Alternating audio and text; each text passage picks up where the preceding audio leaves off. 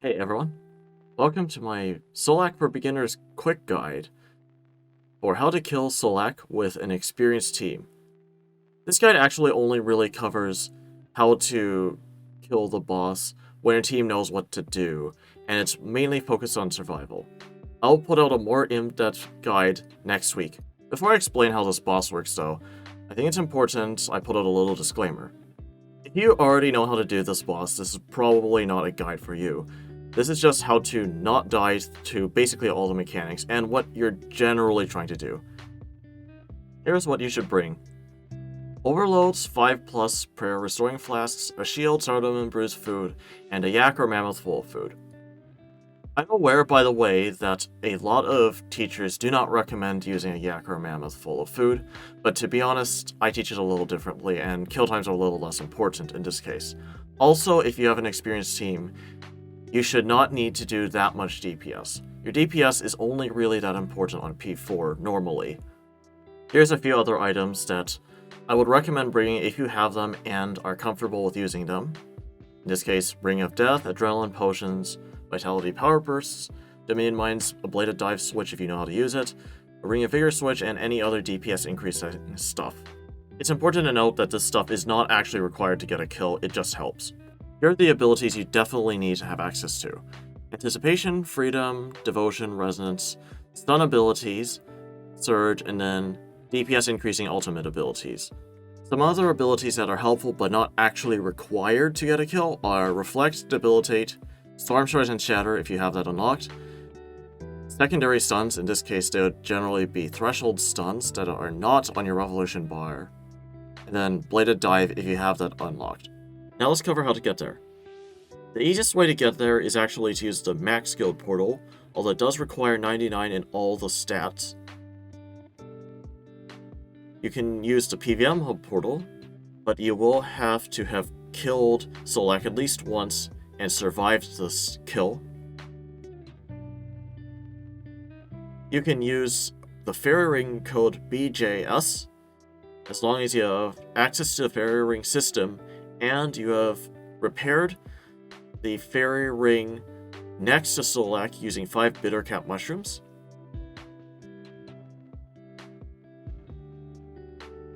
Next, you can use the grouping system, and as long as everyone on your team is ready and your group leader chooses the teleport all option, and there's nothing that stops teleportation, such as someone on your team being in combat or having an interface open. And finally, you can run there directly from the Poison Waste and then running south until you get to this little sandstone teleport thing, and then running north until you get to Solak. I would not recommend this last option as your regular way to get to Solak because it will be very slow to do so, and it can significantly reduce the amount of kills per hour your team will actually be able to do, especially if you're learning and you have to try again a lot. Now that we've covered what you need to know before you start the fight, let's actually cover the fight itself. Solak is a boss that was designed for groups of players between 2 and 7 people. He's going to mainly attack with ranged attacks, although you will notice the base tank has to play melee because Solak attacks the base tank in melee.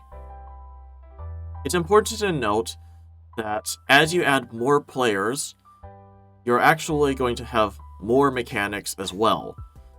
So I actually recommend teams of around 3 or 4 people because I believe that is a good amount of people to make sure the DPS is not too big of a concern, but not too many people to complicate the boss fight too much. You will definitely need to get off of the boss to deal with a number of the mechanics. The only phase where you will want to be on the boss basically the entire time is phase 4 itself.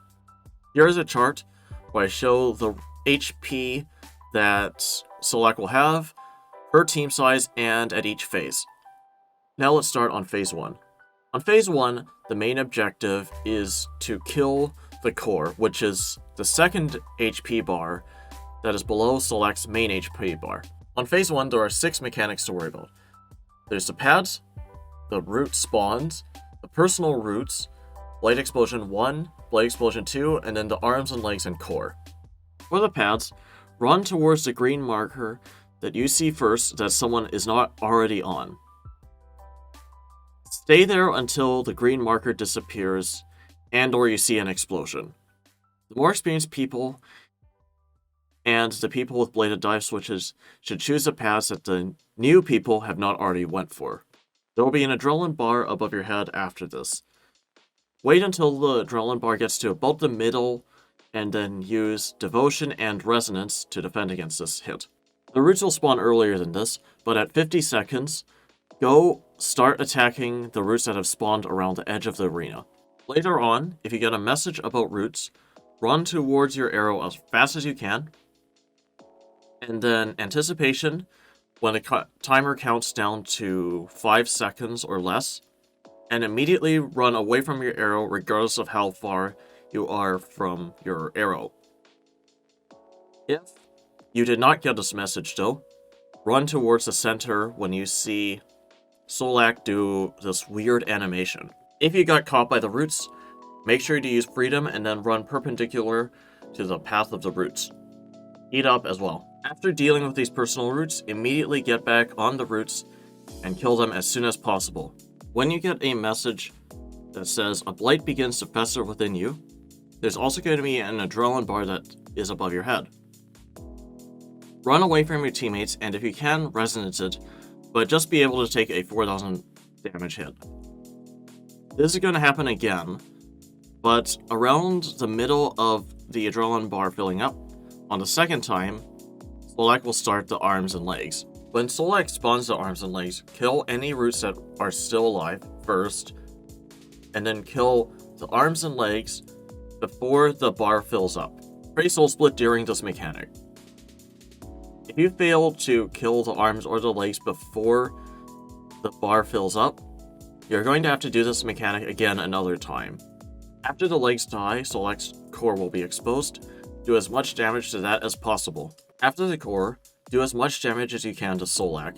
Try to get him to the HP cap so that the next mechanic you see is the arms, legs, and core again. You may encounter another set of pads and then another set of roots afterwards, as Solak will restart his rotation. Now onto phase 2. Your job is to kill the Anima Storm, although you can get away with not killing the Anima Storm, and then reduce the percentage under Solak's HP bar to 0%. At the start of phase 2, run south and start attacking one of the south Anima eruptions immediately. When the base tank spawns the green beam, get into the green beam, and then point your character towards whichever of the two Anima eruptions has died or is about to die, and then surge as soon as you get a message about cleansing. Even if you miss this green beam, go up with your team so that Solak doesn't change aggro. While you're up there, spam click the core as much as you can. As soon as you get back down though, meet up with your team at the next Anima eruption and everyone should go up again. Then spam click the core and that should kill off the storm.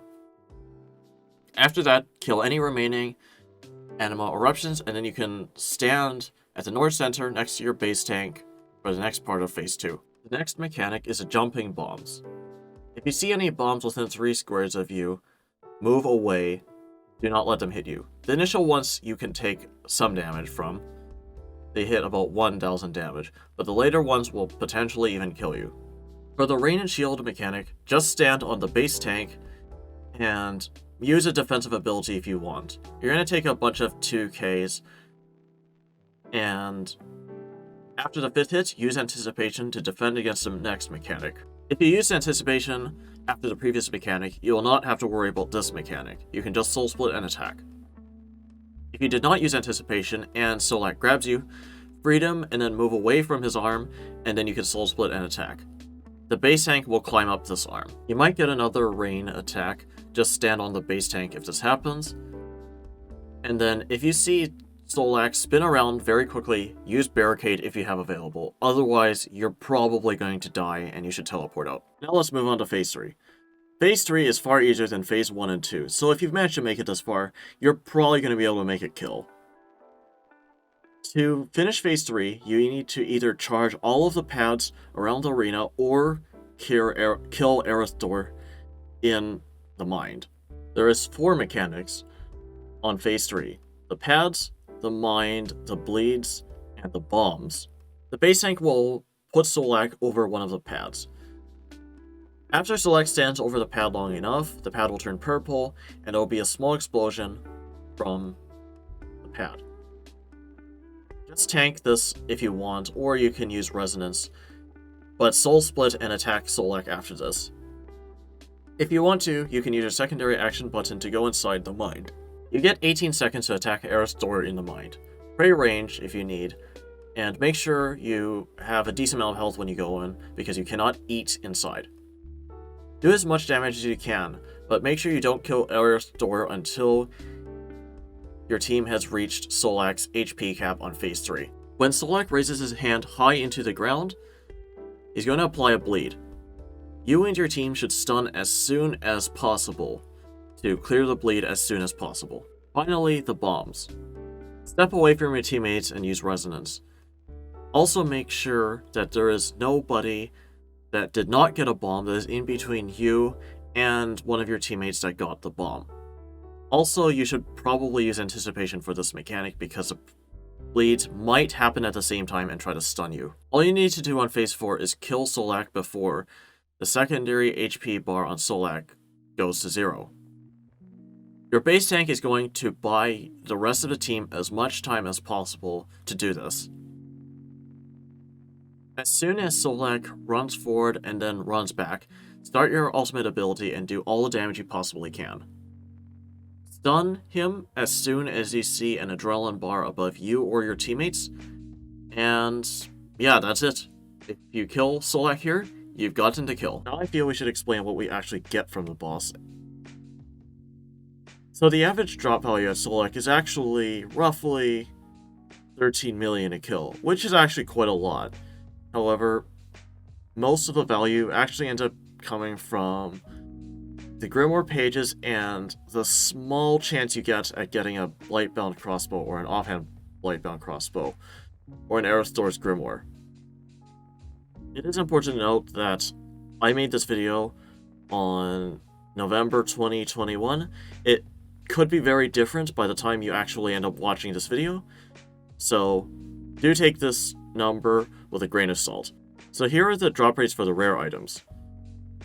For the Blightbound crossbows, main hand and offhand, and the Erethdor Grimoire, they're actually all 1 in 200 per kill. For the Purple Mushroom and the Marithiel Staff Override, it is 1 in 500 per kill, and for the Cinderbane Gloves and the Ancient Elven Ritual Shard, it is 1 in 1000 per kill each. And for the pet itself, the drop rate is 1 in 1200 kills. However, at 240 kill count, the drop rate does improve. Thank you for watching the video. I hope you enjoyed it and hopefully you learned something. If this video makes you want to try Solak yourself, feel free to drop by my Twitch channel, and I run Solak very frequently right now, so feel free to ask me to send you an invite. I do Solak almost every stream, so you're going to get a lot of chances to join in and give the boss a try yourself. I know I don't teach the boss stats standardly, but I think you'll be able to get a kill, and a lot of the people, including some of the people who are in this video, did actually get their first kill with me. Either way, if you enjoyed the video or you learned something, please be sure to leave a like on the video, comment down below, and subscribe to my YouTube channel, and follow my Twitch channel if you can as well. I'll be releasing a full, more in-depth video on this boss next week. Thank you.